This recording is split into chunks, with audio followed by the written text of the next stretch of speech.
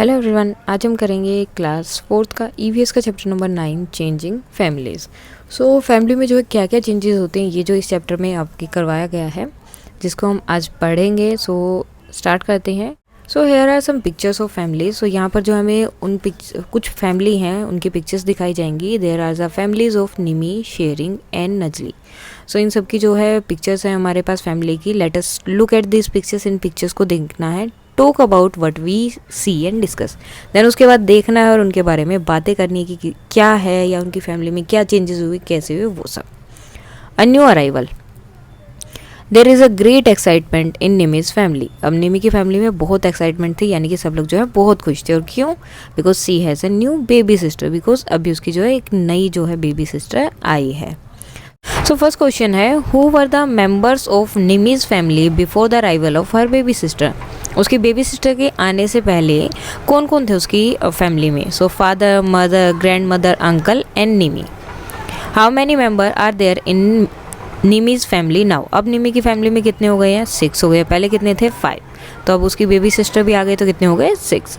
How do you think the lives of Nimmi's family member have changed after the arrival of the new baby? For example, अब निमी की जो baby sister आई थी उसकी वजह से उनकी फैमिली मेंबर की लाइफ कैसे चेंज हो गई थी वो आपको बताना। सो जैसे how will Nimi spend her day now. अब निमी जो अपना दिन कैसे जो है पूरा दिन स्पेंड करती थी। So playing with the new born baby, तो उसके साथ वो पूरा दिन खेलती रहती थी। What new work will her mother to do now. और अब उसकी मम्मी के पास कौन सा नया काम आ गया था? Looking after the new born baby. अब बच्चे की देखभाल करनी है तो पूरा ध्यान उनका उस पर रहता था। नेक्स्ट है, there will be a change in the daily work of Nimmi's father, grand mother and uncle with the arrival of the new baby. Can you tell how. अब जो निमी के फादर हैं, ग्रैंड मदर हैं, अंकल हैं, उनके भी काम में जो है कुछ नए काम ऐड हो गए थे या चेंज हो गए थे नए बेबी के आने से। तो क्या क्या थे? So they will be looking after the new baby and they will be playing with her. क्योंकि उन्हें भी उसका ध्यान रखना पड़ता है, क्योंकि पूरा टाइम मम्मी ध्यान नहीं रख सकते, तो बाकी के जो मेंबर होते हैं उन्हें भी ध्यान रखना पड़ता है और उसके साथ वो खेलते भी हैं। Now, has a small brother और sister been born in your home और in any house in your, तो इन योर नेबरहुड, या आपके घर के आसपास या आपके घर में कोई नया बेबी जो है पैदा हुआ है, छोटा कोई भी हो सकता है। सो ब्रदर और सिस्टर कोई भी, बेबी बॉय या बेबी गर्ल जो भी है वो आपको बताना है।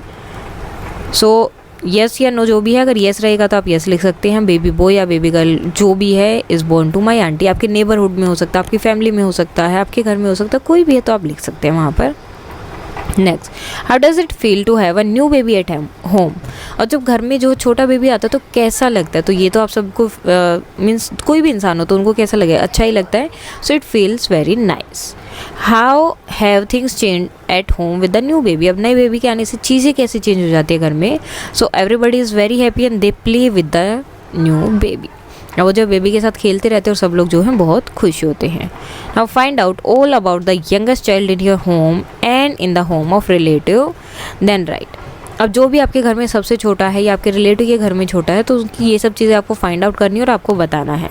When was the baby born, अब कब पैदा हुआ है बेबी? सो 2 मंथ बैक। आप ये भी लिख सकते हैं अगर कोई नहीं है, तो अगर कोई है तो आप उसके अकॉर्डिंग ये सब चीज़ें लिख सकते हैं।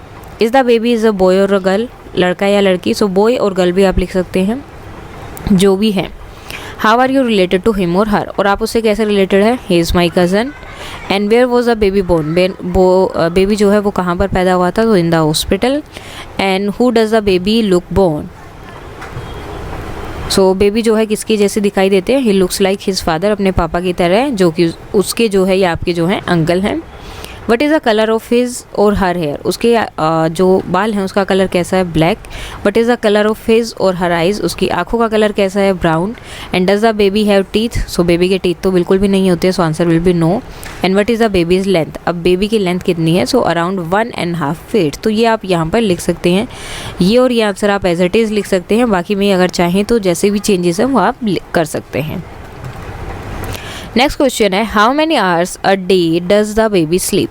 अब एक छोटा बेबी जो होता है वो लगभग कितनी देर तक सोता है एक दिन में? सो मोस्टली जो है वो 17 आवर्स से ज़्यादा ही सोते हैं, so more than 17 hours. What different sound does a baby make. अब बच्चा जो है कौन कौन से अलग अलग साउंड बनाता है? ही cries and makes various other sound, वो रोता है या फिर अलग अलग जो है, क्योंकि वो बोल नहीं पाता है तो कुछ ट्राई करता था, जब बाबा की कोई भी साउंड वो बनाते हैं या आती है उनके मुँह से। Who does the baby stay with the most of time, और जो बेबी है वो ज़्यादातर किसके साथ रहता है, उनकी मम्मी के साथ, और आपकी क्या हो गई वो aunty. Now take a photograph of the baby and draw a picture in your notebook. So बच्चे की आप फोटो चिपका सकते हैं वहाँ पर। नेक्स्ट है न्यू प्लेस। अब यहाँ पर क्या न्यू प्लेस से रिलेटेड है। Shering's father received a letter from his office. अब शेरिंग के फादर को एक लेटर मिला है उसके ऑफिस से, तो उनको क्या लेटर मिला है वो, the letter said that he was being promoted and would have to move another city, कि उनका प्रमोशन हो गया और साथ में उन्हें जो है प्रमोशन के साथ ही दूसरी कोई अलग जगह पर भी जाना पड़ेगा। सो इस लेटर में ये है। सो नेक्स्ट क्वेश्चन है, when Sherring father showed the letter to his family, how do you think the different member would have felt. तो जब वो लेटर दिखाया तो सबको जो है कैसा फील हुआ होगा। So everyone was happy that Sherring father got promotion. तो सब लोग बहुत खुश थे कि उनके पापा को क्या हो गया, प्रमोशन मिल गया है। At the same time all were a little sad too. अब क्यों वो दुखी भी थे, लेकिन क्यों दुखी थे, because that he has to go to another city. अब प्रमोशन हुआ तो इसके लिए उन्हें क्या करना पड़ेगा, दूसरी सिटी में जाना पड़ेगा। तो इसलिए सारे फैमिली मेंबर थोड़े दुखी भी थे लेकिन वो खुश भी थे। Next, what will change in Shering's family after his father transfer. अब उसके पापा के ट्रांसफ़र के साथ क्या क्या उनकी फैमिली में चेंज हुआ वो आपको बताना है। फॉर एग्जाम्पल अब यहाँ पे कुछ क्वेश्चंस दिए हैं उससे related. Who from sharing families will live with his father at the new place, and which school will sharing go to now, and will he have new friends। अब वो कहाँ पर रहेगा, शेयरिंग जो है कहाँ रहेगा, कौन सी प्लेस होगी, कौन से स्कूल में जाएगा, क्या उसके नए जो है फ्रेंड्स होंगे या नहीं। सो शेयरिंग जो किसके साथ रहेगा, Sherring will live with his mother, then Sherring sister and Sherring, और कौन कौन होगा, उसकी बहन और वो, and Sherring will go to a school there, और वहाँ पे वो एक स्कूल में भी जाएगा, and he will have a new friend there. और अब स्कूल में जाओगे तो धीरे धीरे जो है नए फ्रेंड्स तो बन ही जाते हैं, कहीं भी आप जाते हैं तो धीरे धीरे होता है, लेकिन आपके नए फ्रेंड्स या नए दोस्त हमेशा बन जाते हैं। Has anybody in your family move to a new place because of work. क्या आपकी फैमिली में भी ऐसा कुछ हुआ है, अगर हुआ है तो यस, अगर नहीं हुआ है तो आप नो भी लिख सकते हैं, अदरवाइज यस। और जिनका है जैसे यहाँ पर लिखा है माई अंकल, तो आप वो भी लिख सकते हैं। What do you feel about this change, और ऐसा होने के बाद आपको कैसा फील हुआ जब ये चेंज हुआ कि उनका प्रमोशन हुआ तो उन्हें कहीं दूसरी जगह जाना पड़े या किसी और वजह से, तो आपको कैसा फील हुआ। तो वी फील सैड, थोड़ा बुरा लगता है क्योंकि अब वो जो कहीं और रहेंगे और हर रोज उनसे मिलना नहीं हो पाएगा। Is there anyone in your class और school who has come to your school from another place, if so talk to him और हर। क्या आपके स्कूल में भी कोई ऐसा है जो क्लास में या स्कूल में जो कहीं मतलब दूसरे स्कूल से आया है, अगर है तो उससे बातें करनी है। सो अगर येस है तो येस, अदरवाइज आप नो भी लिख सकते हो। Then one girl came to our school last month. एक लड़की जो है पिछले महीने ही हमारे स्कूल में आई है दूसरे स्कूल से। वेयर वाज सी और ही कम फ्रॉम, अब वो कहाँ से आए हैं, सो सी केम फ्रॉम वाराणसी। अब आपकी क्लास या स्कूल में जो है आपको उसके बारे में लिखना है, अगर कोई नहीं है तो आप ये वाला भी लिख सकते हैं। अदरवाइज अगर आप यहाँ पर नो लिखते हैं तो ये सब आंसर्स आपको नहीं देने हैं, और यस लिखते हैं तो आप ये सारे आंसर्स भी लिख सकते हैं। और आपके स्कूल में अगर क्लास में कोई और बच्चा आया है तो आप उसके बारे में भी ये सब लिख सकते हैं। वट वॉज हिज और हर ओल्ड स्कूल लाइक, अब उसका पुराना स्कूल कैसा था, her old school was like this school, वो भी हमारे स्कूल की तरह ही था। Next question, what does he और सी फाइंड डिफरेंट हेयर। अब यहाँ पे उसे क्या चीज़ अलग लगी, तो यहाँ पर लोग अलग थे, different people, different uniform and different timing. Timing भी अलग है, यूनिफॉर्म भी अलग है और लोग भी अलग हैं। डज ही और शी लाइक द चेंज, क्या उसे जो वो चेंज पसंद आया। So at first she had some problem to adjust to new condition. देखो सबसे पहले तो सबको ही प्रॉब्लम होती है जब बिल्कुल स्टार्टिंग में आप कहीं जाते हैं। सो स्टार्टिंग में उसे एडजस्ट करने में न्यू कंडीशन में प्रॉब्लम हुई, and now she enjoy it, लेकिन अब जो है वो इसे बहुत इंजॉय करती। Now next, it's a wedding. अब क्या है, शादी हो रही है। There is a great joy in Nazli's homes today. अब जो नाजली के घर पे जो है सब लोग बहुत खुश हैं, बहुत मीन्स मस्ती मजाक वहाँ चल रहे हैं। हर एल्डर कज़न, उसका जो सबसे बड़ा कज़न है, ब्रदर, इज़ गेटिंग मैरिड, उसकी शादी हो रही है। सब यहाँ पर आप देख सकते हो कि शादी हो रही है, तो सब शादी से रिलेटेड चीज़ें हैं। उनकी जो वाइफ है वो घर पे आई है और सब जो उसका स्वागत कर रहे हैं, तो वो सब चीज़ें यहाँ पर हैं। Next, do you think that there will be any changes Nazli's family after this wedding and what will change. अब आप ये बताओ कि नाजिल की फैमिली में भी क्या चेंज होगा इस शादी के बाद में, और क्या चेंज होगा। So yes, there will be a new member in नाजिल फैमिली। अब नाजिल की फैमिली में जो है, जो मीन्स एक नया मेंबर आएगा, और वो कौन होगा, सी इज नाजिल sister in law. Now do you think there will be changes in home from where the new bride has come and what kind of changes, और क्या जो है नई ब्राइड आई है उनके घर में भी कोई चेंजेस होंगे, और होंगे तो क्या होंगे। So Nazli sister in law stay with them as their family member and work for them. So अब क्या होगा, नाजिल की सिस्टर इन लॉ उनके साथ ही रहेगी और वहीं पर उनके साथ मिलकर काम करेगी। Talk to your mother and aunt in your family, अपनी घर में अपनी मम्मी से आंट से बात करो। Ask them about where they lived before they got married. अब उनसे बात करने की, शादी से पहले वो कहाँ रहते थे। So obviously they lived with their parents. Next है who were the members in their family. अब ये जो फैमिलीज थी इनमें जो है मेंबर कौन है, their parents, brothers and sister.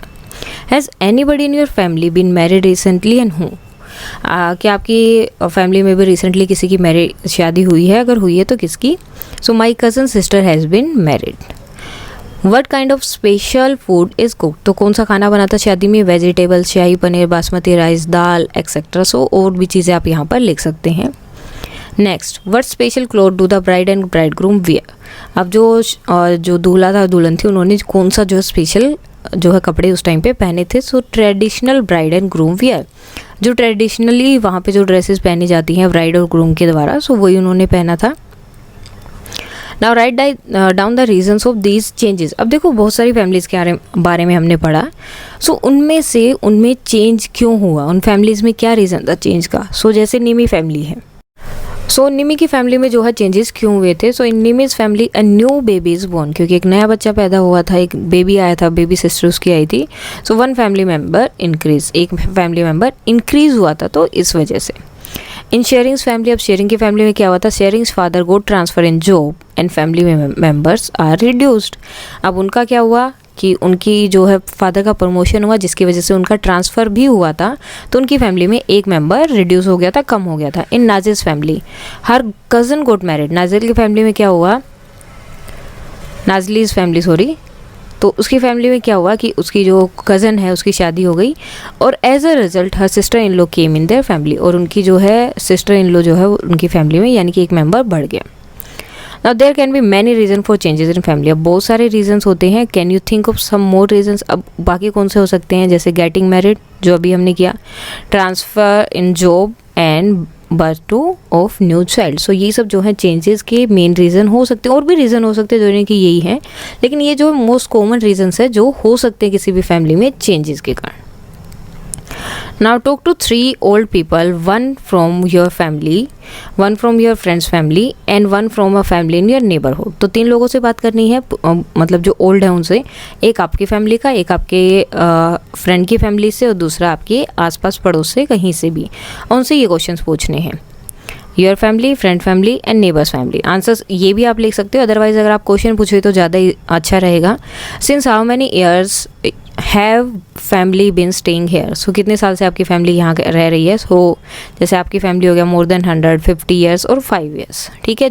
Answers change हो सकते हैं, अदरवाइज आप ये भी लिख सकते हो, लेकिन क्वेश्चंस आपको ये पूछने हैं उनसे। सेकंड है where did your family live before coming here. यहाँ से पहले वो कहाँ रहते थे, अगर कहीं नहीं रहते थे, जैसे ओरिजिनली है यानी कि यहीं पर रहते थे, पहले कहीं नहीं थे, ये राजस्थान में रहते थे और ये उत्तर प्रदेश।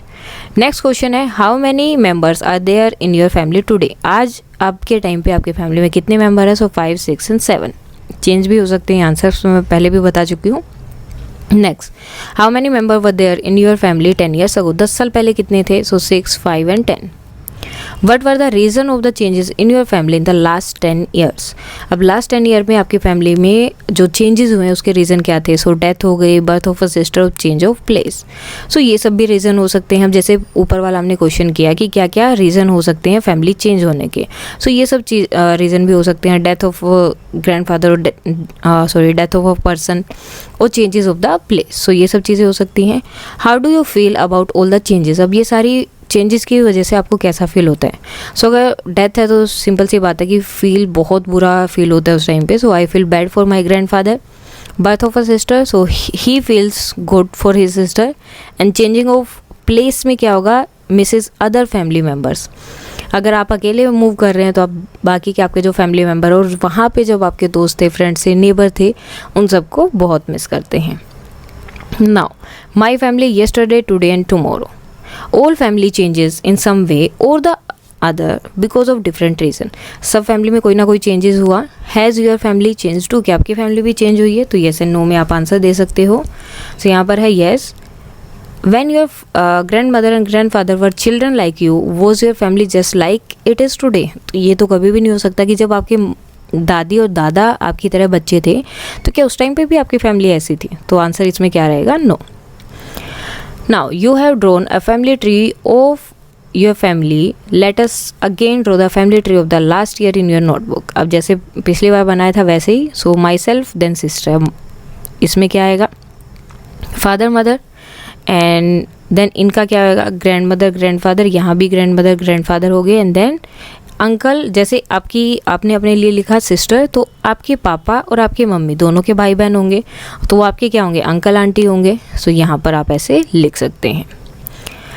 Now ask your grand mother और grand father how many members were there in their family. अब आपको पूछना है कि उनके फैमिली में कितने मेम्बर्स है when they were your age, जब वो आपकी एज के थे। Then draw a family tree in your notebook of their family when they young. उसके बाद आपको ये फैमिली ट्री ड्रॉ करना है उनका, जैसे कि आपके ग्रैंड फादर, देन उनकी सिस्टर, उसके बाद में उनके मदर एंड फादर।